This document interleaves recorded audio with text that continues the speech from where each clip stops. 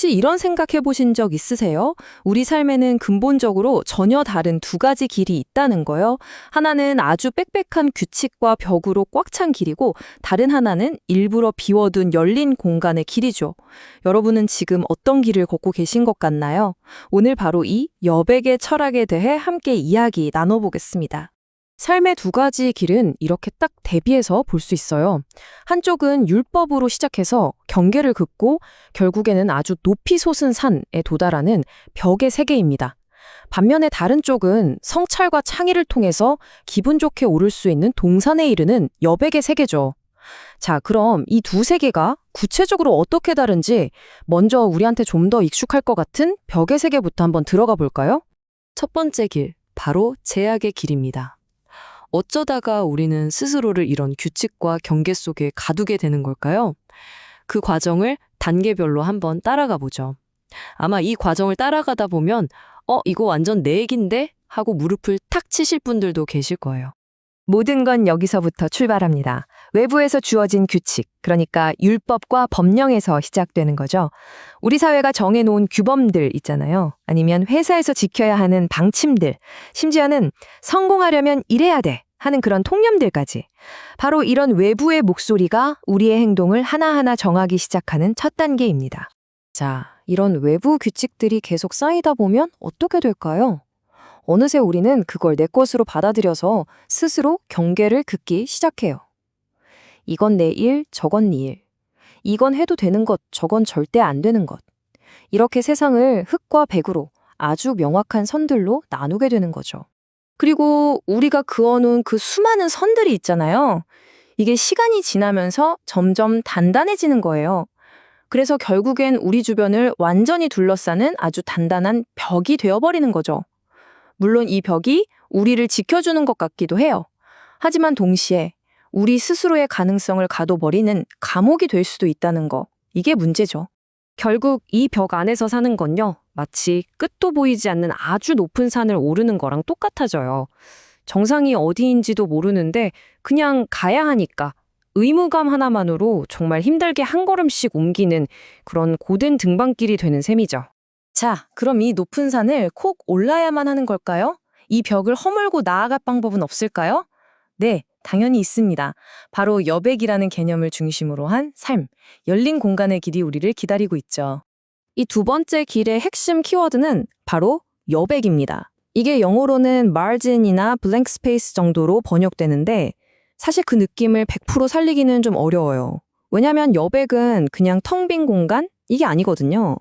오히려 그 비어있음 자체에 깃든 아름다움, 그리고 거기서부터 뭔가 시작될 수 있는 그 잠재력, 이걸 의미하는 아주 깊은 개념인 거죠. 이 여백이 우리 삶을 어떻게 바꿀까요? 이게 바로 앞서 말한 그 벽으로 꽉 찬 삶과는 정말 정반대에 있는 여백의 삶이라고 할 수 있겠죠. 하루 스케줄을 막 분 단위로 쪼개서 꽉 채우는 대신에 잠깐 멍하니 생각할 틈을 남겨두는 거. 모든 걸 이건 이거다 라고 정의 내리기보다는 어쩌면 그럴 수도 있겠다 하고 가능성을 열어두는 거. 바로 이런 삶의 태도죠. 이 두 길의 차이, 이 비유를 보면 정말 확실하게 와닿으실 거예요. 벽의 길은 어떻게든 정복해야만 하는 높이 솟은 산이라면 여백의 길은 어때요?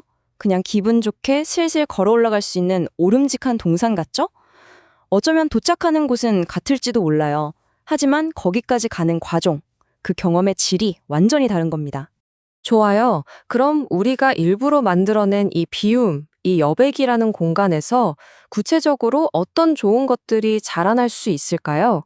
그냥 비워두면 아무 일도 안 일어나는 거 아니냐고요? 전혀 그렇지 않습니다. 이 여백이라는 비옥한 땅에서는요, 크게 6가지 아주 중요한 가치들이 쑥쑥 자라난다고 해요. 먼저 나 자신을 돌아보는 성찰, 그리고 거기서 나오는 창의, 또 타인을 향한 선함이 있고요. 그리고 과거를 통해 배우는 돌아봄, 익숙한 것에서 벗어나는 새로움, 마지막으로 무엇이 옳은가 고민하는 올바름까지. 정말 다 좋은 것들이죠? 자, 여기서 정말 중요한 포인트가 있어요. 우리가 여백을 만든다고 하면 흔히 시간을 낭비하거나 게으름 피우는 거라고 생각하기 쉽잖아요. 근데 그게 아니라는 거죠. 오히려 이 6가지 핵심 가치들이 자라날 수 있는 기름진 땅을 일구는 것과 같아요. 그러니까 이건 어쩌면 가장 생산적인 활동일 수도 있는 겁니다. 자, 이제 정말 제일 중요한 질문으로 넘어가 볼게요. 이렇게 좋은 거, 이렇게 강력한 개념인 여백을 그럼 도대체 어떻게 우리 삶 속으로 가져올 수 있을까요? 어떻게 하면 나만의 여백을 의도적으로 만들 수 있는 걸까요? 그 해답이 사실은 굉장히 간단한 한 문장 안에 담겨 있습니다. 바로 이겁니다. 여백은 선함이고 그 시작은 교육이다. 처음 들으면 이게 무슨 소리지 싶으실 수도 있어요. 그런데 바로 이 문장이 모든 걸 푸는 열쇠가 됩니다. 물론 여기서 말하는 교육이 우리가 생각하는 그런 학교 공부, 지식을 막 머릿속에 넣는 그런 걸 말하는 건 아니에요. 그보다는 외부에서 주어진 규칙을 그냥 따르는 게 아니고요. 스스로 생각하고 배울 공간을 의도적으로 만들어내는 노력, 다시 말해 성찰 그 자체를 의미하는 거죠. 그러니까 내가 주도적으로 생각하는 힘, 바로 이 능동적인 성찰이 우리 삶의 여백을 만드는 첫걸음이 되는 겁니다. 그래서 이 마지막 질문은 다시 여러분 각자에게 돌아가게 됩니다. 정말 빽빽한 스케줄, 수많은 규칙들, 그리고 보이지 않는 벽들 속에서 여러분은 여러분의 삶, 그 어디에 생각과 성찰을 위한 아주 작은 여백을 만드시겠어요?